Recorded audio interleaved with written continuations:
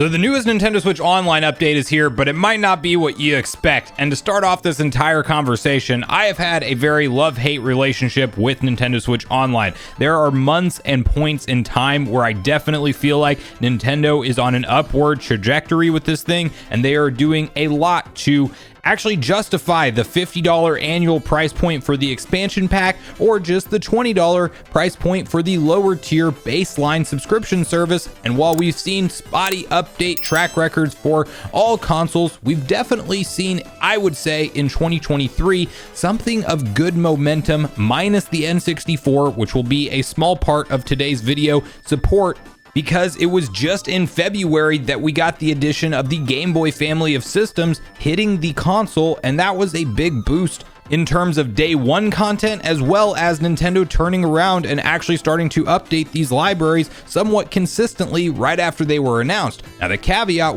is that they kind of forgot about N64 within that process, as once we hit August 11th, it will have been a full 4 months since we saw the last Nintendo 64 game hit Nintendo Switch Online plus expansion pack. And really think about that for a second, because a $50 annual price point service, 4 months, you've already gone through 1/3 of the year without getting an update for one of the biggest draws for the higher tier service. And today's update that we are going to talk about, before we kind of dive into where we should be setting our expectations with Nintendo Switch Online library game updates going forward, let's first hop over to My Nintendo News, where it outlines all of the details around this newest NSO update. North America, Dragon Ball FighterZ is the next Switch Online game trial. Every now and then, Nintendo Switch Online members get an extra treat. You see, Nintendo will occasionally make a game available for Nintendo Switch Online members to try free. This free game trial is only temporary, but it does give players a chance to try out the game before deciding to buy it separately. While another free trial is about to be underway, beginning on August 4th, Nintendo Switch Online members that live in North America will be able to try Dragon Ball FighterZ.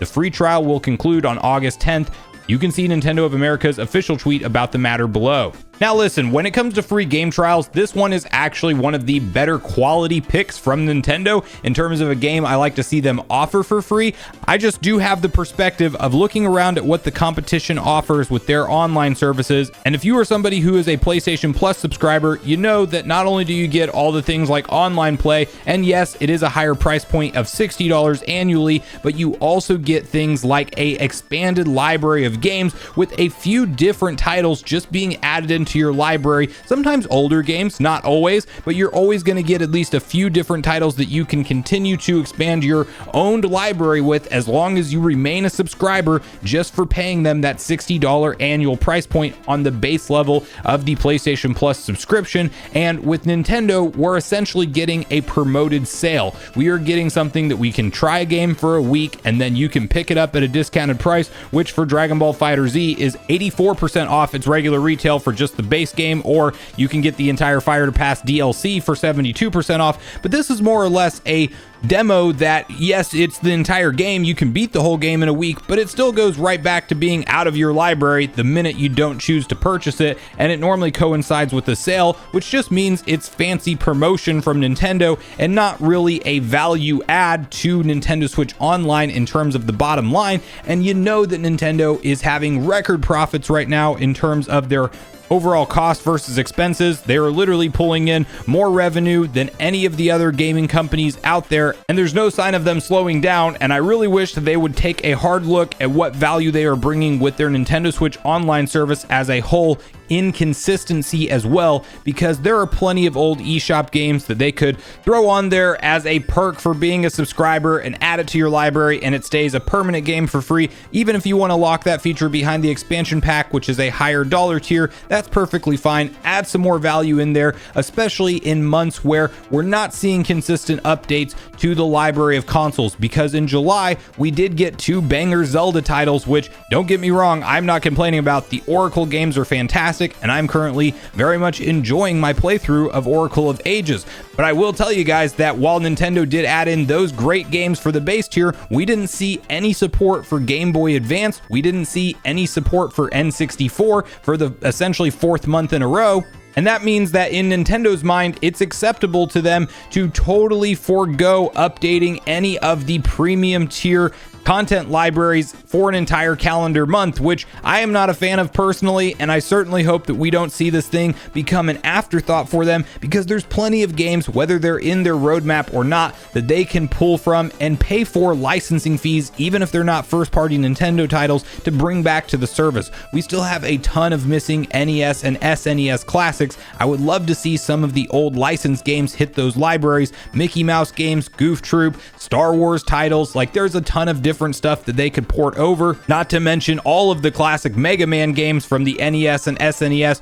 There's checks that could be written to Capcom and all these other companies that would have to sign off on bringing these things to the Switch Online service, but Nintendo's choosing not to do it. We have Genesis getting a very sporadic update schedule where you just randomly get 3 to 4, even 5 games dropped into the service, but we don't know what to expect with any of these systems in terms of the frequency at the end of the day, and that's Nintendo's biggest problem when you are a paying subscriber and they have front loaded your entire purchase for a 12-month period. And while free game trials are, I guess you could call them a nice perk if you just want to check out a game and not ultimately add it into your library and purchase it, it is something that just reminds me that there is still a lot to be desired in terms of the overall value picture that Nintendo is painting for us here, with the expansion pack tier specifically, and even the base tier where it stands today. And I am just hopeful that as we get closer to the end of the current Nintendo Switch's life cycle and we transition into next generation hardware, that there is a true revamp of some sort of the Nintendo Switch Online service.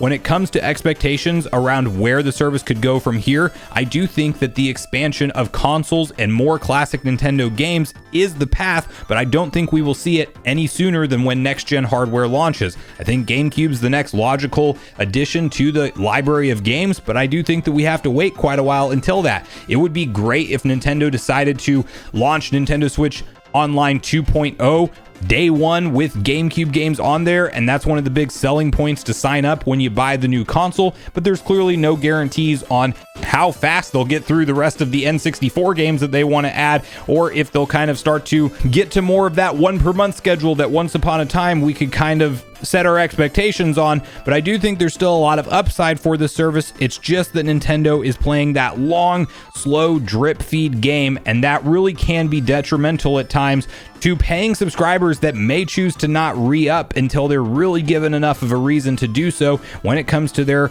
subscription expiration. I'm just hopeful that Nintendo may only stay quiet on what is coming on the service until the next September Direct, and hopefully we will get a Nintendo Switch Online portion, not with new console editions, because I don't think that that will be there, but I do think that they could definitely communicate what is to come in terms of content from here, because we still have missing N64 games from the already communicated roadmap update schedule from last year's September Direct, mind you. But if they want to push subscribers to renew their subscription when their expiration date comes time, they do indeed need to show us something more for what's around the corner, in my personal opinion. And I really hope that they make up for some lost ground and give us some missing N64 games and some missing Game Boy Advance games for the expansion pack sometime soon. But I really want to hear from you guys at this point in the video, your personal thoughts and opinions around Nintendo Switch Online and the overall value of what it has to offer today. Are you somebody that likes these free game trials and you want to see them continue, or are you like me and you would like to see Nintendo morph this into more of a value add service where we get an old indie game or even just an old first party Nintendo game that doesn't sell as well as a perk for being a paying subscriber, and it stays in your library as long as you are a subscriber? And how do you feel about the rotation of updates when it comes to all of the different content libraries currently? Do you think that Nintendo's being far too sporadic like I do, or do you see it differently and maybe you really are happy paying the $50 annual price point for what we're getting from them right now? But regardless of your thoughts and feelings on everything we talked about today, I do look forward to hearing from you all in the comments down below before we leave the video, as I do look forward to getting a back and forth conversation started with you all around these topics. Go watch yesterday's video next if you haven't already, which is on screen right now. Also, make sure you like, subscribe, turn on your notification bell, and I will see you guys in the next video.